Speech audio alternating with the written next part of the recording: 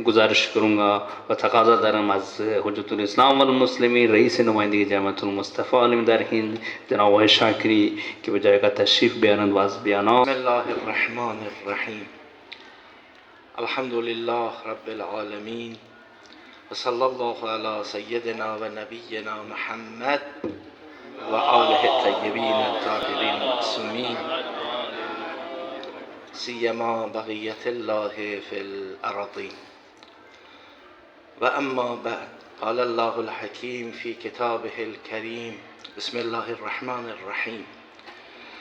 क़ुल या अहलल किताब तआलौ इला कलिमतिन सवाइन बैनना व बैनकुम अल्ला नअबुदु इल्लल्लाह व इला आखिर। ये सलावती मरहमत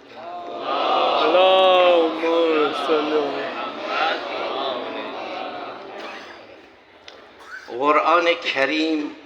محور تبلیغ علما و محور تبشیر و رسالت‌های همه اولیاء خدا از پیامبر اکرم صلوات الله و سلام علیه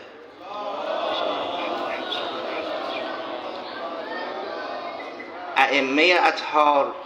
و علمایی بود که رهروان ره اهل بیت بودند. بسم الله الرحمن الرحیم। कुरान करीम तमाम उलमा किराम का महवर रहा तबलीग के लिए, और इसी तरह दीन के नशर करने में आइम्मा अतहार अलैहिमुस्सलाम पैगम्बर अकरम से लेकर दूसरे आइम्मा अतहार और उसके बाद जो उलमा किराम इसमें हैं उन सब ने कुरान मजीद को अपना महवर बना रखा। قرآن به جهتی که مبتنی بر فطرت و جان انسان هاست ماهیتش و هویتش یک هویت انسانی است و همه ادیان و مذاهب به دنبال این ماهیت و حقیقت قرآنی بوده و هستند. कुरान करीम इंसान की फितरत पर मबनी है, लिहाजा इसकी माहियत और इसकी जो शक्ल है वो फितरत के हिसाब से इंसान की ज़रूरत के मुताबिक है। तमाम अदियान जो हैं वो आज भी कुरान की हकीकत, कुरान की असल हवियत, कुरान की असल हकीकत को पहचानने की कोशिश में है। رمز و راز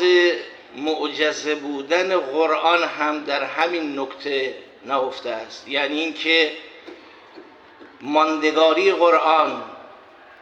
و معصوم ماندن قرآن از تحریف و حفظ این ذکر الهی به این خاطر است که قرآن مبتنی بر فطرت انسان است. कुरान करीम के मोजज़ा होने की सबसे बड़ी दलील ये है कि ये कुरान आज तक बाकी है, और ये कुरान आज भी तहरीफ से बाकी है, आज भी महफूज है,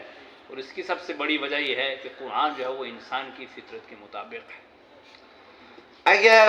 قرآن مبتنی بر فطرت انسان است،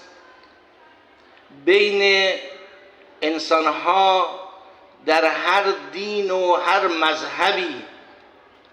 با هر کتاب و هر اعتقادی اگر باشد، اگر با محوریت قرآن با آنان سخن بگوییم، در واقع خود سبب تقریب و نزدیک شدن دلهای انسانها به همدیگر می شود. अगर कुरान इंसान की फितरत पर मुबतनी है, अगर कुरान इंसान की फितरत के मुताबिक है, तो चाहे वो किसी भी किताब का मानने वाला हो, चाहे वो किसी भी दीन का मानने वाला हो, अगर हम कुरान के मुताबिक कुरान के हिसाब से उससे गुफ्तगू करेंगे तो इस तरह मज़ाहिब में इत्तेहाद और एकजहती बढ़ेगी। اینکه قرآن واعتصموا بحبل الله را شعار انسانیت قرار میدهد مبتنی بر همین نکته است که قرآن اون حبلی است که از جان انسان به جانان انسان کشیده شده است و انسان برای اینکه به جانان برسد باید از جان خیش بگذرد و به این حبل متصل شود. और ये जो कुरान में कहा गया वअतसिमू बिहब्लिल्लाह, ये इसी वजह से कि और इसी नुक्ते की तरफ इशारा है कि इंसान की जान अगर दूसरे दौर में या उस दुनिया में जो पहुंचना चाहता है, जिसे जानान कहा जाए, अगर इंसान कमाल तक पहुंचना चाहता है तो वो कुरान है। और कुरान से मुराद यही हबल है, अगर इंसान को कमाल तक जाना है तो इस कुरान को पकड़ना पड़ेगा। تمام اولیای خدا با این کتاب آسمانی تقریب بین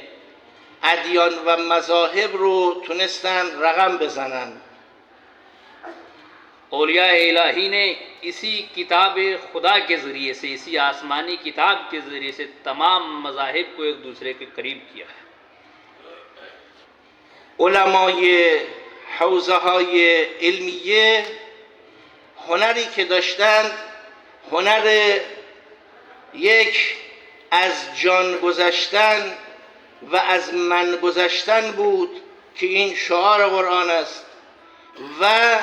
توجه صرف به اون نکته فطری یعنی خدا که جانان انسان است بوده است و لذا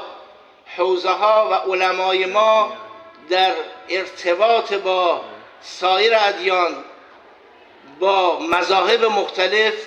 به خاطر این دو نکته همواره موفق بودند. हमारे